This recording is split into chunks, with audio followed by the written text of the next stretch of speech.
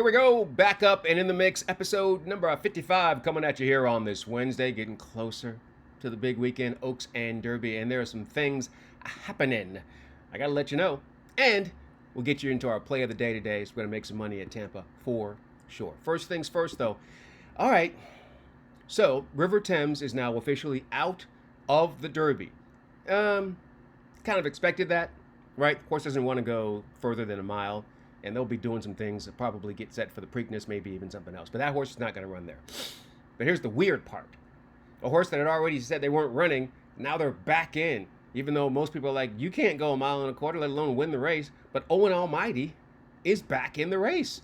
The connection decided, you know what, we're going to take a chance. I get that. Derby fever is at an all-time high this time of year, every single year, because it's a once-in-a-lifetime opportunity. And even if you don't win, you know for a fact that a lot of those connections are quote unquote just happy to be here, right? So you kind of understand sometimes when they send horses who we don't believe have a shot. And you could say, hey, well, Rich Strike didn't have a shot. Well, I don't know. I'm not saying that you could look at him and say, oh yeah, he could win. But when you went back and looked at Rich Strike, you're like, okay, well, he loved Churchill Downs. Like he freaked over that track. And then after that, he was just kind of closing and just couldn't get there. But he was always closing. So he found the right situation. But only situation I see where Owen Almighty wins the race if everybody falls down. That's not going to happen. So let's take a look at our new Kentucky Derby leaderboard here. All right, we've got our horses there in the top list. We know we love Tistastic. Now I'm using green. Green, go.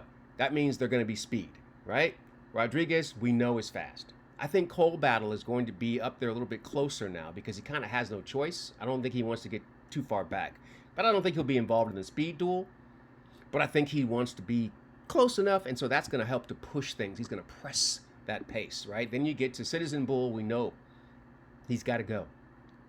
Now Owen Almighty is back. He's got to go, right? He's got to push now. It's his only chance. East Avenue, we saw him come back. He wants to be forwardly placed. Man, the one horse that I have no idea what he's going to do is American Promise. He's supposed to be forwardly placed, but he wasn't for a couple of races, and he came back and got up there. He should be up there. Now, Admire Daytona is the horse that was running in Japan, and he's got some speed. And he was able to stick around, and he won the UAE Derby on the front end. That was tough. I don't know if he's fast enough to deal with Rodriguez, but he's going to break and be involved. He kind of has to, right? He can't sit back there and try to close on this field.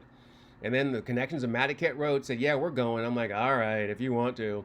So he could be part of the pace. Now, the connections of Built said they're still thinking about it. No, you're not.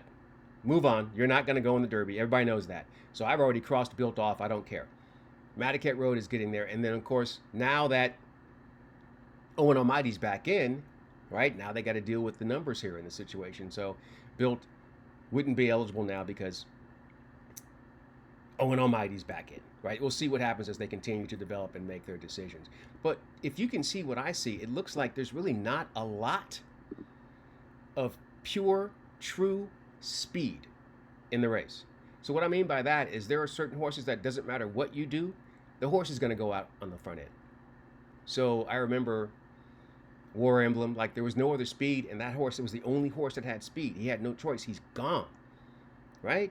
So we know Citizen Bull's going to go. We know Rodriguez is going to go.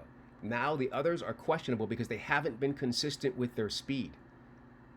It could be a situation where Bob Baffert runs around their 1-2, and the only horse that can get to him is Tistastic, and we'll see if that works out. All right, so that is what we're dealing with in terms of our Kentucky Derby scenario. Speed is going to be really interesting, and I'm sure some more things are going to happen, so stick with us as we update you on a daily basis from here on out. Also, on a daily basis, we're going to get some money, damn it. Sonic Speed is a horse I like quite a bit. Let's go to Tampa Bay, race number 9 to wrap the day up. They're going to be on the turf going a route of ground. There's some speed in the race, and there's maybe one or two other horses that can close. But, man, Jose Bautista, I love this dude. And this horse has the best closing kick in the entire field, and I think they'll get enough of a setup. Obviously, I love the odds in this situation. I love the rider in this situation. It'd be better if the trainer had won a race yet, but you got to win your first race of the meeting. And how about today?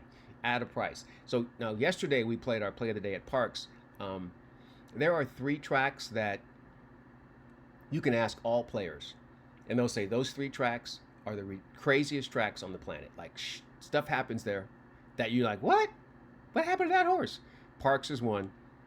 Turfway for sure.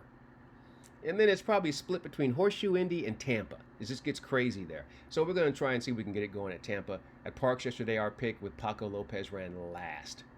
Like, really? Don't you have to try hard to run last? Think about it. Because it's really hard to run last.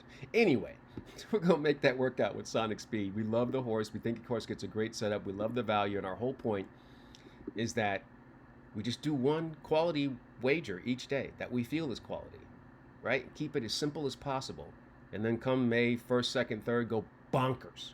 Just go completely nuts. And hopefully it works out for you. I know it's going to work out for me. It always seems to. I'm lucky. Anyway, that's going to do it for us. In the meantime, in between time, and until next time here on Horse Race Bets, I'm Ken Rudulph. We'll see you. Good luck and enjoy whatever you're into. When I see you again, I'll be coming to you from Las Vegas. I'll be in Vegas for the rest of the week. And we'll bring you updates from there as we continue working our way towards a big payday for Kentucky Derby weekend.